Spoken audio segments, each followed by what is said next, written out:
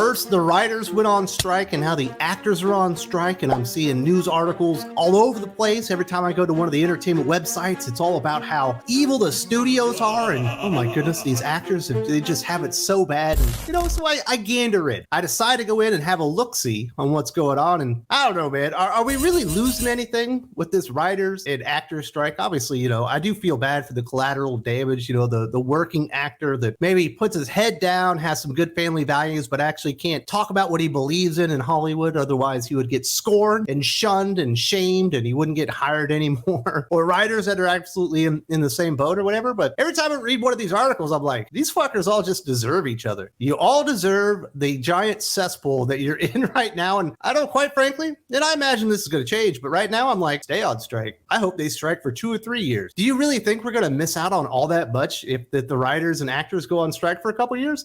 Oh, what? You're not going to destroy something I used to like when I was a kid when you decided to remake it for a modern audience? Oh, man, we're going to miss out on a couple of those. Oh, wait, we're going to miss out on a couple more soulless remakes or soulless cash grab sequels to movies that never ever should have had a sequel to begin with. I'm so tired of all this stuff anyway. There's no creativity in Hollywood. They're just regurgitating the same stories that we've been consuming for like 30 or 40 years now. It's just the same stuff over and over and over again.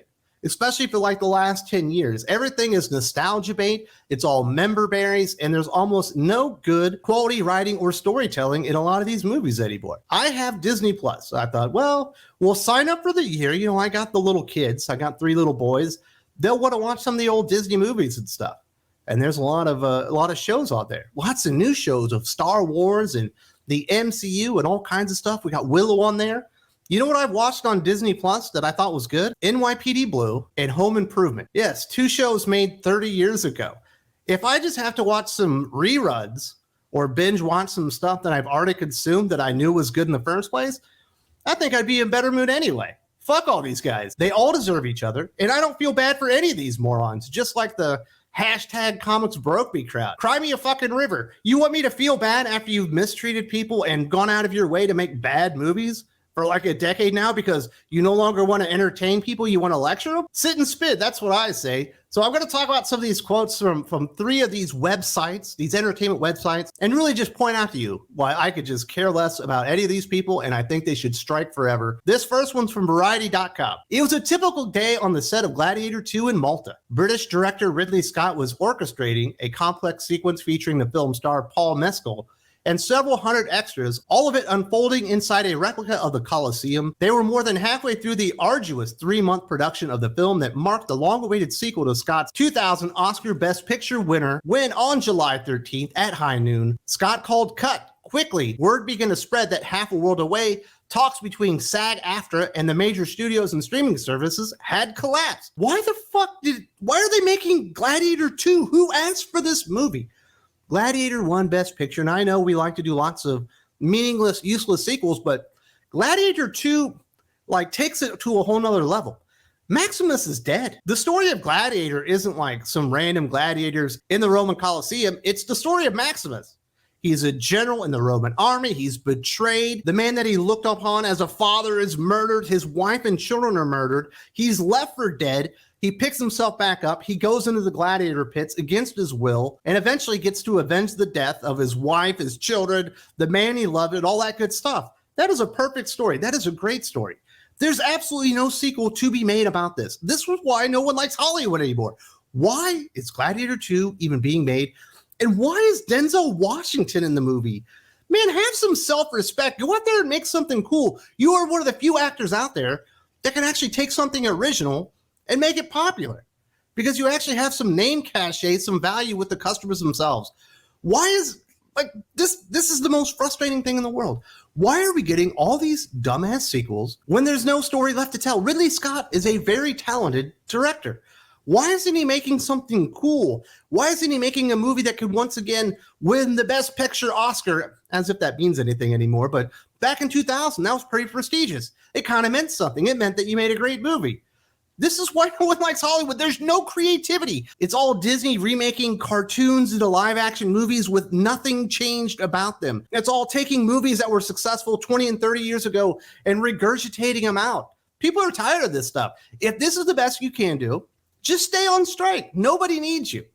This next one is from Deadline.com. It's an op-ed from SAG AFTRA National Executive Director and Chief Negotiator Duncan Crabtree Ireland. I bet he's going to be really impartial in his thoughts. Thousands upon thousands of members have descended upon our strike lines, raising picket signs and their voices to send a message to the studios and streamers. We will remain steadfast in our commitment to this strike as long as the Alliance of Motion Picture and Television Producers refuses to treat our members fairly and with respect. They must acknowledge the enormous impact that the shifts in our industry have had on people, the creators of the content that is their business. I love that the SAG-AFTRA guys are just all up in arms that they're not being treated with respect. No one's treating them fairly. It's like people in glass houses should not throw rocks.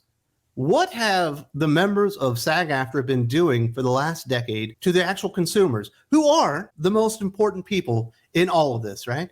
They've been disrespecting them. They've been going out there and trolling them. They've been going out of their way to do everything but entertain them in movies. And when they're out there promoting movies, they never talk about how good the movie is. They just like to talk down to you. They just like to lecture you. They like to let you know that they're remaking this product for a modern audience and they don't want you anymore. They demand respect but give none in return. Am I supposed to feel bad for these guys?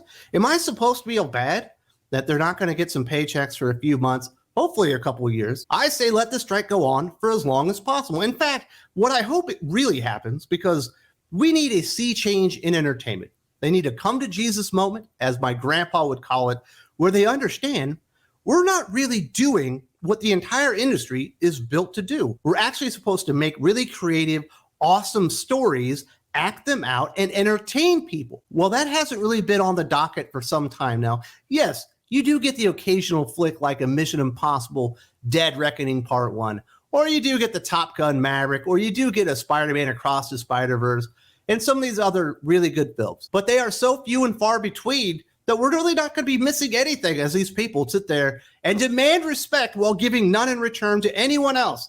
All they do is go out there and mock people and disrespect them and act like, oh, you guys are just all in flyover states. If you were smart, you'd be in Hollywood like us, and then you would understand what's really going on in the real world, as if any of these people have a goddamn clue what it's like to be normal anymore. I mean, you saw the Tom Holland interview. That dude needed to get away from Hollywood because he was trying to break him. And all the people that are left there were too stupid to get out in time. See also my good friend Josh McDonald. He actually moved to Hollywood, I believe as a teenager, maybe he was in his 20s, because he wanted to become a screenwriter. And then he realized this place is the most insane, incestuous, sinful place in the history of the world. And I do not mean that in a good, fun way like Amsterdam. I mean this like you're actually living in real Hades. That's what Hollywood is. And that's why all these people are so fucking insane. And that's why, for the most part, most of us can't stand a goddamn any of them, except for a few people that somehow managed to be normal in the end. The last thing I'll talk about is from the Hollywood Reporter as they're reporting on SAG-AFTRA president Fran Drescher and what she had to say. When talking about CEO Bob Iger from Disney, he stuck his foot in it so bad that you notice none of the other CEOs are opening their mouths. There he is sitting in his designer clothes and just got on his private jet at the billionaires camp, telling us we're unrealistic when he's making $78,000 a day. How do you deal with someone like that who's so tone deaf? Are you an ignoramus? I don't understand. We need someone with character and courage to go into those boardrooms and say, listen, we're doing this all wrong. Why are we doing this anyway? We're in the business with these people. They are who we are building our business off of. And I will agree that Bob Iger is an asshole, and he probably gets paid way too much money, especially for the quality of job that he's doing right now. But Fran Drescher is the one that was like on vacation in Italy, living up the lap of luxury while everybody was about to go on strike in the first place. I don't know, Pot. That Carol just called you black, and I kind of believe it. You know what I mean? Why are you the one delivering this stuff anyway? And I hate to break it to Fran Drescher and Duncan Crabtree Ireland and all the other people out there picketing and stuff.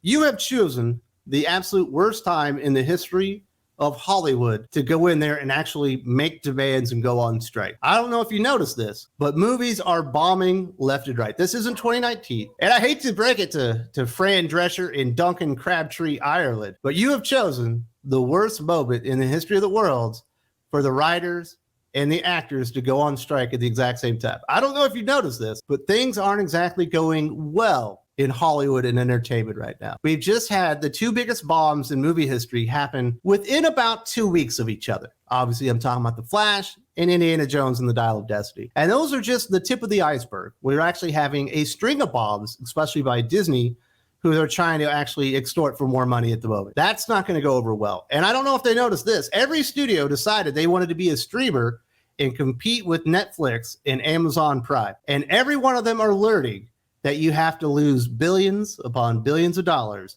before you even can hope to start making a profit on streaming content. That is all happening at this very moment. Disney is losing money hand over fist. Warner Brothers Discovery are losing money hand over fist. Paramount are losing money hand over fist. You get the idea. NBC, whoever the Peacock guys, whatever they are, NBC Universal, I think that's who it is. They're losing money because things are really messed up right now. It turns out that streaming costs a lot of money and a lot of debt just to get into and be competitive, let alone be successful. Everybody's losing money right now, and it's probably not the smartest time in the world to say, you know what? We're not working anymore. We need more money. We need better terms. And, there are definitely some things in there that I agree with the AI stuff and your digital likeness rights and stuff like that. Don't be giving that kind of stuff away. But if you think that you're going to get a lot of concessions when it comes to your monetary compensation, I do not believe that this is going to go well for you at all. And quite frankly, this is probably the best thing that could have happened for Hollywood right now. There's a reason all these things are unsuccessful right now, because they've lost touch with their actual audience. They've lost touch with the consumer. They've lost touch with the people that actually want to watch movies and television right now. They're making all these shows and all these movies for an audience that doesn't want to consume any of it. They're just not interested in it. And right now, we need a culture shift within Hollywood and entertainment. And if it takes a 2-year SAG AFTRA WGA strike, I'm all for it. We ain't going to be missing anything anyway, right?